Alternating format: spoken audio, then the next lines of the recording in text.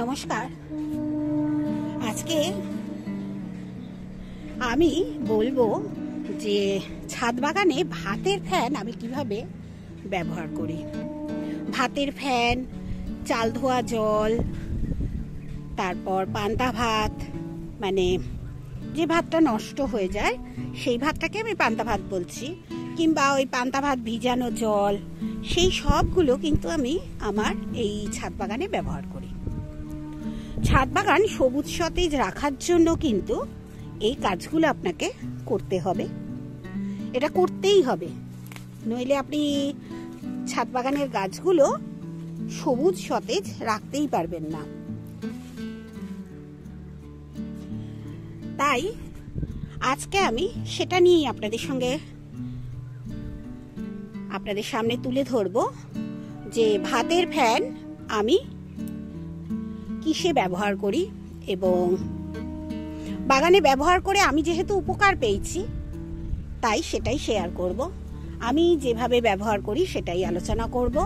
আপনারা আমার এই টিপসগুলো ফলো করতে পারেন, ফলো করে দেখতে পারেন যে ভাতের ফ্যান গাছে দিলে কি হয়। ভাতের ফ্যান কিংবা চাল ভেজানো যে চাল ধোয়া জল, তারপরে যে ভাতটা নষ্ট হয়ে যায় সেই ভাতটা, অনেক সময় আতপ চাল ঘরে রাখলে পোকা হয়ে যায়, যেটা আমার খুব হয়, আমি কিন্তু সেটা দিয়ে কিচেন কম্পোস্ট বানিয়ে ফেলি। এরকমও হয়, মানে চালের যে কোনো জিনিস কিন্তু কম্পোস্টে দেওয়া যাবে। চলুন এবার আপনাদের সঙ্গে আমি একটু আলোচনা করে নিই যে ভাতের ফ্যান আমি কিভাবে আমার এই ছাদ বাগানের গাছগুলোতে ব্যবহার করি। এই আপনাদের সঙ্গে কথা বলতে বলতেই দেখুন তুলে ফেললাম বেশ কিছু বেগুন। আমি এখানে নিয়ে এসেছি ভাতের ফ্যান। এর ভেতর দেখুন আমি ভাতের ফ্যানটা রেখেছিলাম, এটা গতকালের ভাতের ফ্যান। এই ভাতের ফ্যানটা আমি একদিন পচিয়ে ব্যবহার করি যে কোনো কাজে, আর কি গাছের কাজে। প্রথমেই বলি, ভাতের ফ্যানটা যখন আমি এই সর্ষের খোল ভেজাই এই ভাতের ফ্যানে ভেজাই। ভাতের ফ্যানে সর্ষের খোল ভেজালে যখন আপনি সর্ষের খোলটা পাতলা করে জলে মিশিয়ে, মানে 3 দিন ভেজাবেন, 4 দিনের দিন, যখন পাতলা করে অনেকটা জল দিয়ে মিশিয়ে পাতলা করে গাছে দেবেন, তাতে আপনার গাছ হবে এই রকম সবুজ। এই গাছ সবুজ সতেজ রাখার জন্য কিন্তু ভাতের ফ্যান কিংবা ভাতের যে সমস্ত জিনিস আছে, সেটা চালের গুঁড়ো হতে পারে, মানে যেগুলো আপনার ঘরে নষ্ট হয়ে গেছে সেরকম জিনিসগুলো দিয়ে আপনি গাছ তৈরি করতে পারেন, মানে গাছকে পরিচর্যা করতে পারেন।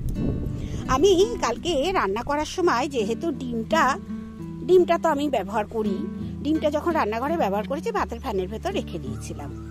এবং আর একটা জিনিস রেখেছি, দেখুন এই যে পেঁয়াজের খোসা, পেঁয়াজ কেটেছিলাম তাও রেখে দিয়েছি। আমি জানি এটা আমি যে তরল জৈব সার করেছি তার ভেতর দেব, এই জন্যই রেখেছি। আমি তো তরল জৈব সারে ডিমের খোসা, পেঁয়াজের খোসা, যে কোনো খোসা আমি ব্যবহার করি।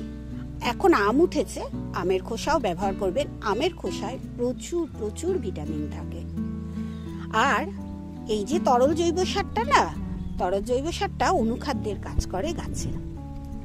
এবার যেটা বলছিলাম, আমি যখন এই সর্ষের খোল ভেজাই তখন কিন্তু এই সর্ষের খোল আমি ভাতের ফ্যানের ভেতর ভেজাই।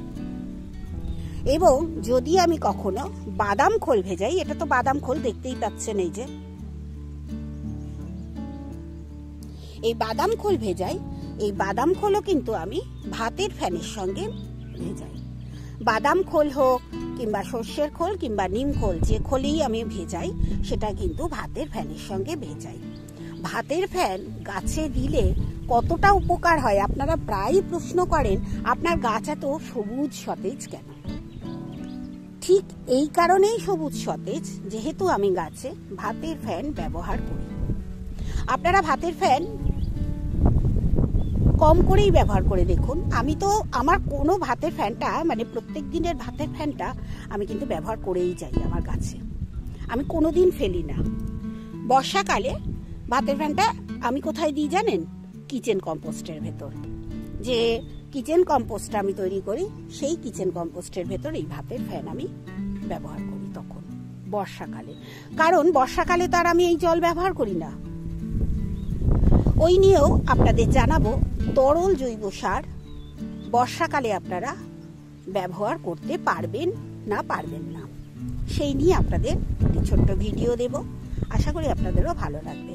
তাহলে বন্ধুরা বুঝে গেলেন, ভাতের ফ্যান কিন্তু ফেলবেন না, চাল ধোয়া জল ফেলবেন না, কিংবা যে পচা ভাত, মানে অনেক সময় দেখবেন ভাত থেকে থেকে একটু নষ্ট হয়ে যায়, গলে যায়, বাংলা কথায় যেটা বলি গলে যায়, সেই ভাতও ফেলবেন না।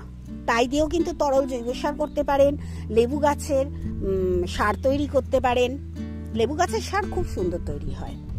আর আমি যেরকম তরল সার তো করি, আর আপনাদের দেখিয়েছি কিন্তু ভাতের ফ্যান দিয়ে লেবু গাছের যে সারটা আমি করেছি।